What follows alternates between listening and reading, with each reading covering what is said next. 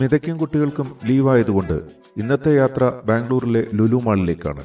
കല്യാണിയുടെ എക്സാം തിരക്കുകളായിരുന്നതിനാൽ എല്ലാവർക്കും കൂടി മോഹൻലാലിന്റെ തുടരും എന്ന സിനിമ കാണാൻ കഴിഞ്ഞില്ല. ഇന്നത്തെ പ്രധാന ലക്ഷ്യങ്ങളിലൊന്ന് തുടരും സിനിമ കാണുക എന്നുള്ളതുമാണ്. ശനിയാഴ്ച ആയതുകൊണ്ടാവാം റോഡിൽ നല്ല തിരക്കുണ്ടായിരുന്നു. 12 മണിയോടെ രാജാജി നഗറിലുള്ള ലുലു മാളിലെത്തി. ചെറിയ കറക്കമൊക്കെ കഴിഞ്ഞപ്പോഴേക്കും വിശപ്പിന്റെ വിളി തുടങ്ങി. നേരെ ലുലു ഹൈപ്പർ മാർക്കറ്റ് ലക്ഷ്യമാക്കി നടന്നു. സാധാരണയായി ഞങ്ങൾ ലുലു മാളിൽ വരുമ്പോൾ ഹൈപ്പർ മാർക്കറ്റിനുള്ളിലുള്ള ഫുഡ് കോർട്ടിൽ നിന്നും ഫുഡ് വാങ്ങി ബിൽ പേ ചെയ്തതിനു ശേഷം അവിടെ ഇരുന്ന് കഴിക്കുകയാണ് ചെയ്യാറുള്ളത്.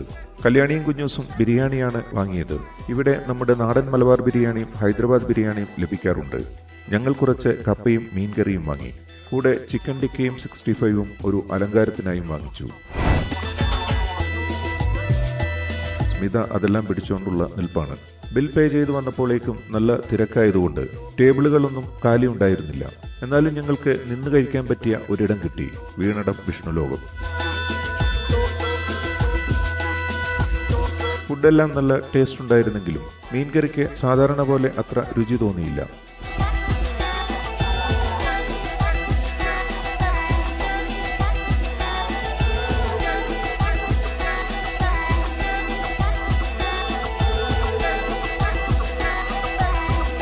ഫുഡ് കഴിച്ചതിന് ശേഷം ചെറിയ പർച്ചേസും ഉണ്ടായിരുന്നു.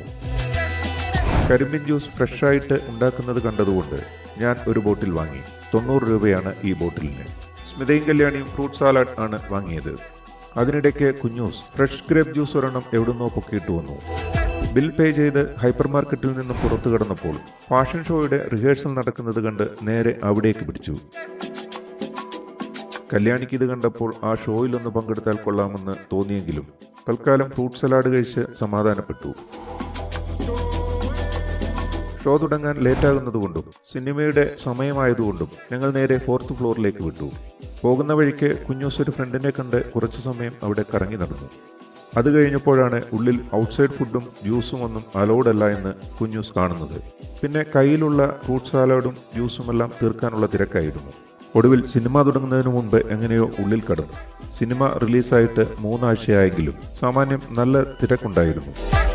തുടരും എന്ന സിനിമയെക്കുറിച്ചുള്ള എൻ്റെ അഭിപ്രായം ഇതിനു മുൻപ് ഞാൻ ചെയ്തിരുന്നു. അത് കാണാത്തവർക്കായി ആ വീഡിയോയുടെ ലിങ്ക് താഴെ ഡിസ്ക്രിപ്ഷനിൽ കൊടുക്കുന്നുണ്ട്.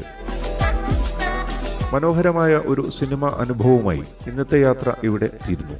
ഇനിയൊരു പുതിയ യാത്രയുമായി വീണ്ടും കാണാം.